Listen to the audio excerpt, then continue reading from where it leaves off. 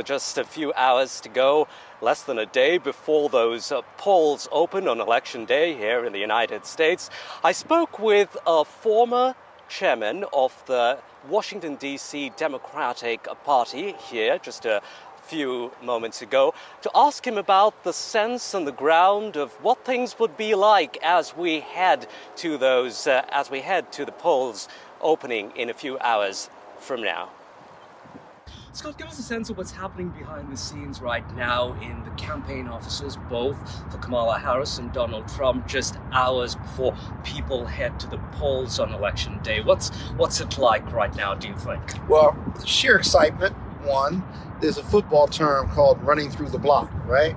Well, both campaigns want to run through Election Day. They don't want to stop campaigning until November 6th, actually. Lots of excitement, a lot of concern, right? A lot of indigestion about what the outcome is. And, you know, after 2 years of campaigning, maybe a year, 9 months for Kamala Harris, it's nerve-wracking. It really is, because this race is so close according to the polling. I have a sense that one side or the other is going to win by 5 to 7 points.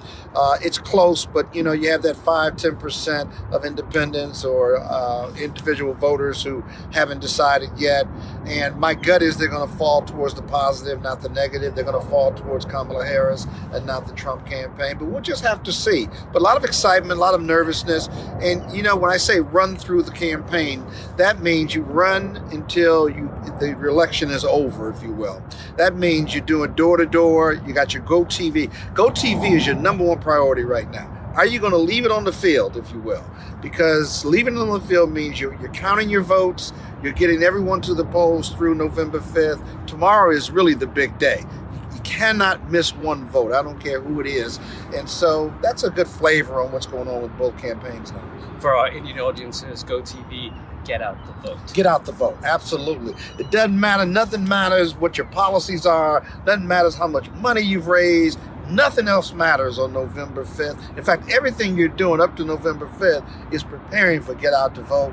You leave a lot of money in the bank to spend on GoTV, get out the vote, because that's your bread and butter. Your vote is your power. Your vote is how it gets you to 270 electoral votes, and it all comes down to that. And in a close race, it matters who's got the better ground game, who's got the most money for the ground game, who has the ground game in the organization, the volunteers, how you manage them. But in the end, getting as many votes to the polls is the bottom line. And remember, in America, even though we've got the Electoral College, all you got to do in most cases is get one more vote than the next guy. It's that simple.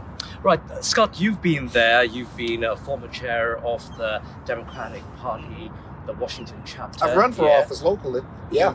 You've run for office locally. What happens at the local level at this point in time? Do you any sort of anecdotes that you can share from the time you remember way back a few years ago?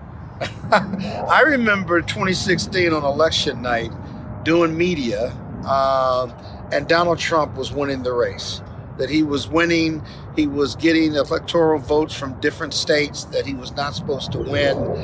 Hillary Clinton was fading, and we knew by about 10 or 11 she wasn't going to get to 270. I was at a restaurant. There was a television station there that had various guests on. And from 7 o'clock to maybe 11, you had a lot of excitement. And then when it became clear that the blue wall was going to come down and that Donald Trump was going to be the next president, none of us thought that whatsoever. And you could just see the energy come out of that room. I mean, it just faded. It fell. And we were all trying to figure out what happened, what went wrong, what went right. But in the end, on November 6th, or whether the next day of the election, Donald Trump was going to be president, and he was going to be the most unique president we'd ever had. I know you're going to say no, but are you going to be bracing for that potentially, maybe a little, this time around? You know, the race, I should be. The race is so close according to the polling, but I still believe in America. I believe in the goodness of America. I believe in freedom, justice, and equality. And I believe that most voters are in the middle. They're not far right or far left. You just hear about the far right and far left more than the middle. The middle is boring.